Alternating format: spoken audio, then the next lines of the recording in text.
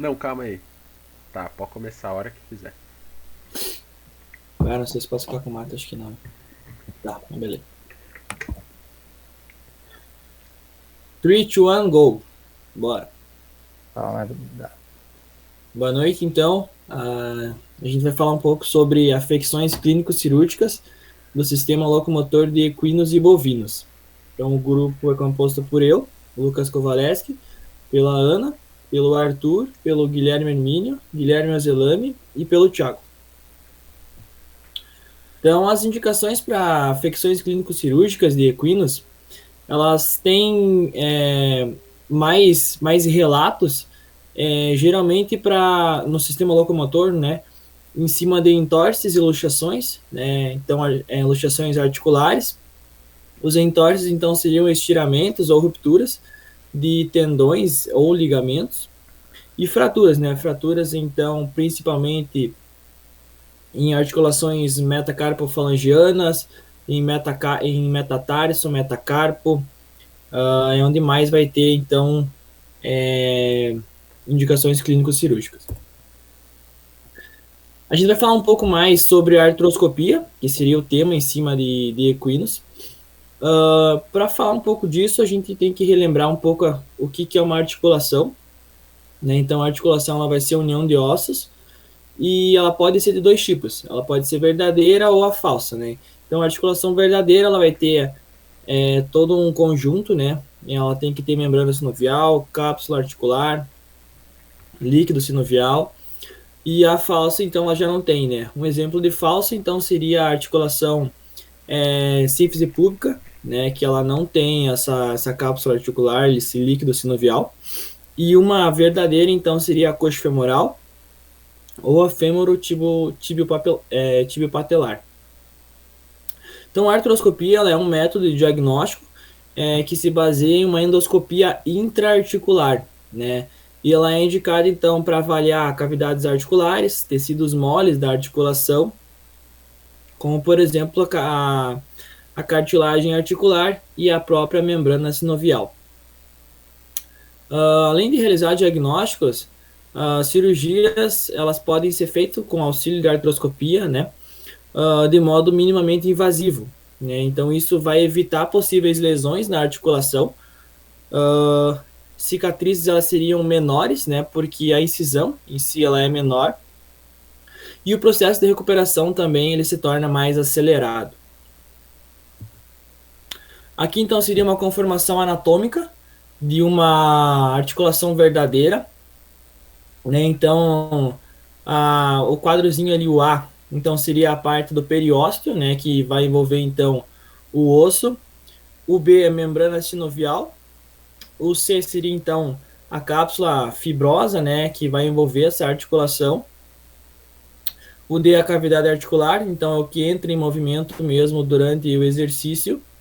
O E seria o tecido esponjoso do osso, né? Então tem o osso compacto e o osso esponjoso mais medial, mais no centro do osso, né? E a cavidade medular, que seria o G, então, onde a gente tem medula óssea. A articulação falsa ela não foi colocada porque tu não tem ação de artroscopia para esse tipo de articulação. Então, um pouco da conformação anatômica, né? Articulações verdadeiras, então, elas foram circuladas. Então, a coxa femoral, a tibiopatelar, a glenumeral, né? Acho que não aparece aqui ó, o mouse ali, mas enfim, a glenumeral e as metacarpofalangianas, então, que são as mais acometidas por fraturas e alguns outros afecções. Cada articulação, então, ela tem uma propensão a um tipo de afecção. Então, a escápula humeral, ela vai ser principalmente acometida por osteocondrose, osteoartrite, osteomielite ou corpos livres, né? Já o merorrágio ulnar, que seria a segunda ali da frente,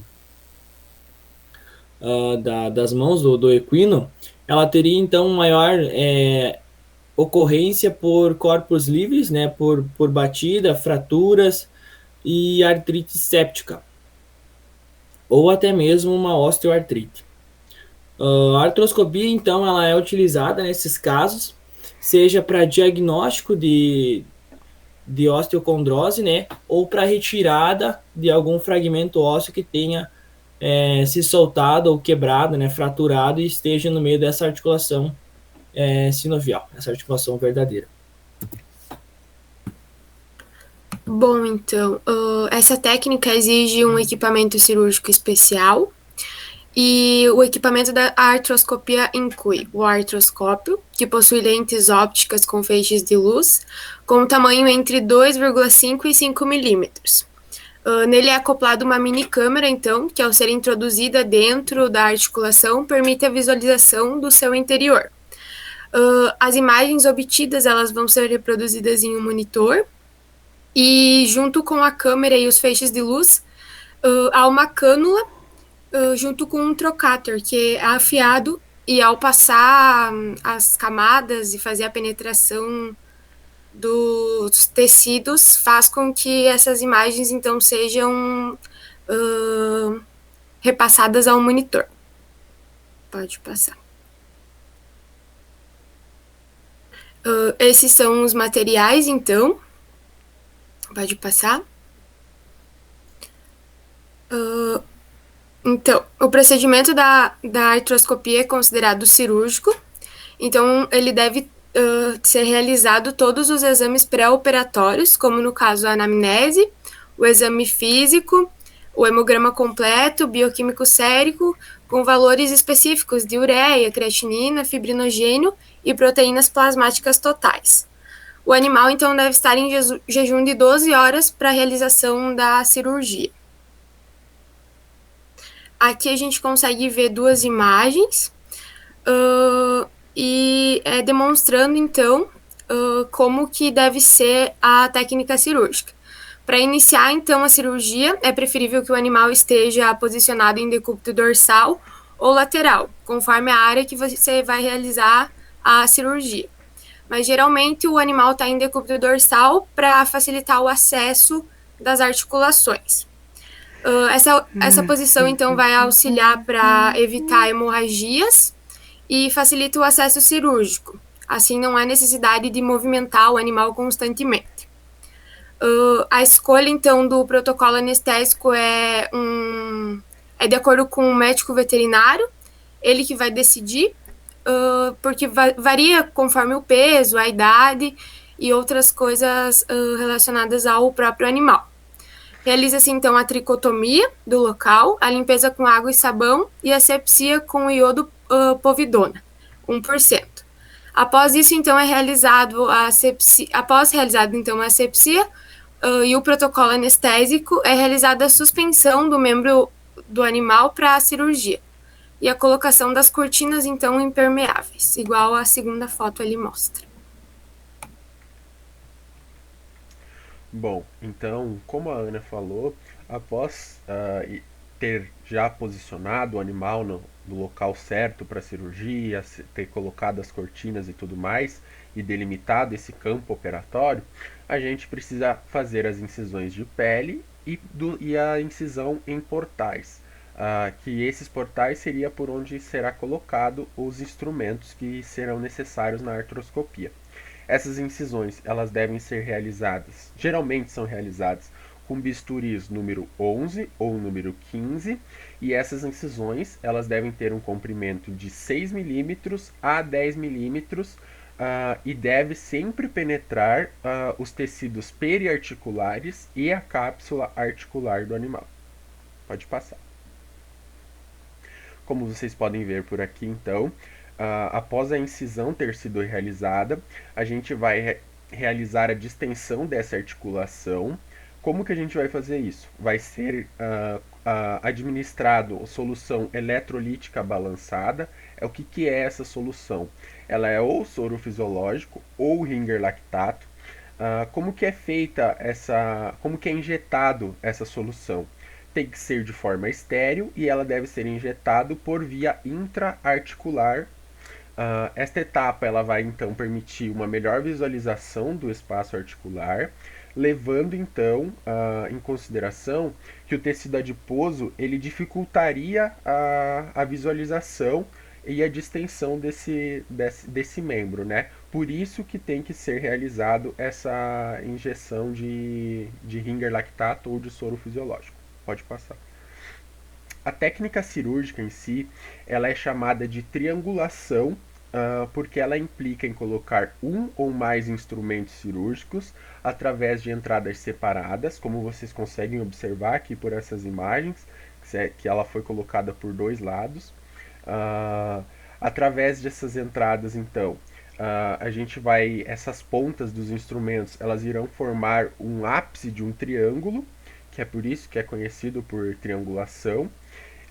Esse artroscópio, então, ele é inserido nos portais conforme a anatomia do local a ser visualizado. Neste caso, como vocês podem ver, ele está entrando na cápsula articular do animal. São vários os instrumentos que são necessários e que podem ser utilizados, mas isso vai depender de cada tipo de procedimento em si. Pode passar. Após ter entrado já com o artroscópio, a gente será possível a visualização das imagens, como a Ana tinha explicado. Essas imagens, então, elas estão sendo projetadas em um monitor, e por esse monitor a gente vai fazer o procedimento que é necessário, seja para retirada de algum fragmento após uma fratura desse animal, ou para diagnóstico de uma osteocondrose, por exemplo. Pode passar. Nenhuma sutura ela é necessária para o fechamento dos portais por onde foi inserido os instrumentos do artroscópio, né? A gente só vai precisar fazer as suturas nas incisões de pele. Essas suturas em questão serão em suturas simples ou interrompidas, seria o nome dessa sutura, né? E geralmente o uso dessas suturas se dá pelo fato que a gente vai tentar evitar a inversão da borda da pele. Com essas suturas a gente vai ter um maior sucesso para evitar essa inversão. Pode passar. Depois disso, então, após finalizar a técnica cirúrgica em si, é feita a colocação de um curativo em cima de onde a gente fez as incisões e onde tem a sutura, né? Esse curativo também depois ele é envolto por algodão firme e depois, por fim, é colocado uma bandagem e finaliza então essa parte da cirurgia, termina a técnica cirúrgica em si.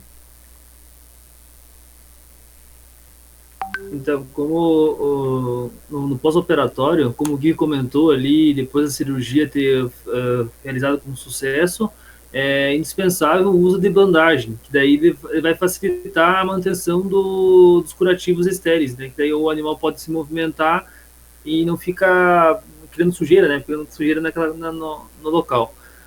Deve ser mantida nas articulações por 2 semanas, o curativo e a bandagem. E é recomendado remover as suturas em 10 a 12 dias após o procedimento. E continuando com o curativo estéril por 2 dias após a retirada das suturas, né? É indispensável o uso dos fármacos antimicrobianos sistêmicos, né? E fácil o uso dos antibióticos, né? Não, vou cortar depois. Fácil uso de anti-inflamatórios para controlar a inflamação e a dor do pós-operatório, né? E entre 3 a 7 dias, e o medicamento usual é a fenilbutazona, né? Que ela é indicada 2,2 a 4,4 miligramas por quilo por dia, né? Pode passar. E no pós-operatório nós temos também as fisioterapias, né, a reabilitação do animal, né? Ela pode ser com auxílio da crioterapia, né, que é como mostra na imagem, a primeira imagem ali, né, que é com auxílio do gelo, né, no local do ferimento, do corte, né? E também tem a natação, né? Que a natação ela é a natação, propriocepção e a eletroterapia, né? completam as várias possibilidades de fisioterápicas usadas na lesão dos articulares, né? Pode passar. E também temos um relato de caso, né, que é da hiperplasia interdigital bovinos, que é o relato de caso, né, que as principais indicações para o procedimento cirúrgico do sistema locomotor de bovinos são a amputação do membro, né, e a correção de casco, né, o casqueamento. Então, entre as principais enfermidades podais que acometem os bovinos, né, a hiperplasia interdigital ela se destaca. E ela é uma reação plurifilativa da pele interdigital, e ela pode ser uni ou bilateral, né? E ela é mais comum no membro posterior do que no membro anterior. Pode passar o slide. Aqui a gente então tem uma conformação anatômica no casco, né? Onde a gente pode observar o talão, a muralha do casco, a linha branca, a sola desse casco, o espaço interdigital, que é onde acontece essa hiperplasia interdigital, e também a pinça do casco. Pode passar o slide. Então, a preparação do paciente, né? Para o procedimento da reparação da hiperplasia interdigital, deve-se realizar uma anamnese e um exame físico. Pode passar o slide. Tende a ser realizado um exame de locomoção nesse animal, né? Onde foi observado uma claudicação no membro posterior esquerdo, e também um arqueamento da coluna, né? Seguido de alguns movimentos de cabeça excessivos, exagerados, né? E uma das pinças desse animal, ela tinha um crescimento excessivo, juntamente com uma aparência de necrose e uma presença de sangue. Então, em seguida, né, com uma fita de pesagem, deve ser realizada a pesagem desse animal. Após isso, né, tem de ser feita a realização do cálculo de porcentagem do medicamento, que vai ser utilizado para realizar a sedação desse animal, lembrando que cada medicamento possui uma indicação específica.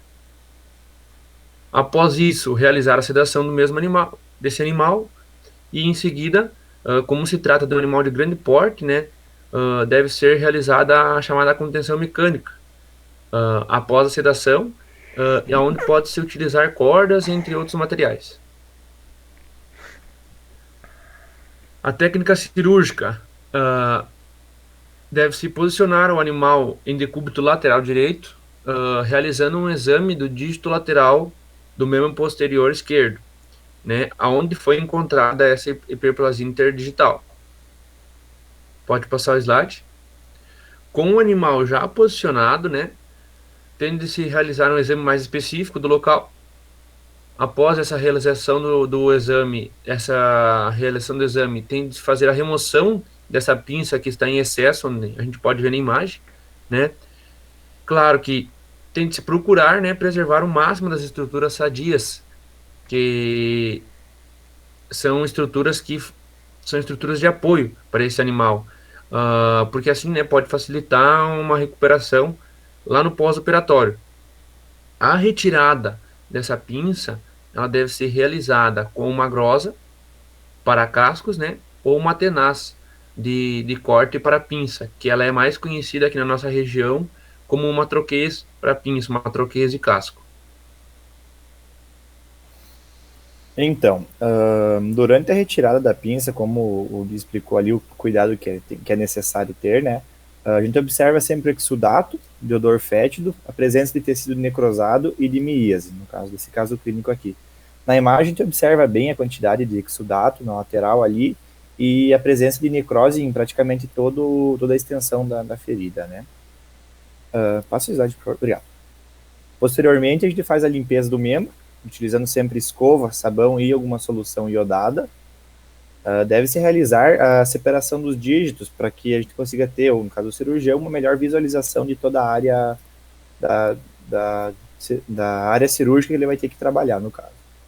Quando iniciada a retirada do tecido em excesso, a gente precisa sempre ter uma atenção redobrada, porque sempre há presença de alguns vasos adjacentes, podendo com isso vir a ser rompidos e trazer alguma hemorragia, que a gente não deseja durante o procedimento.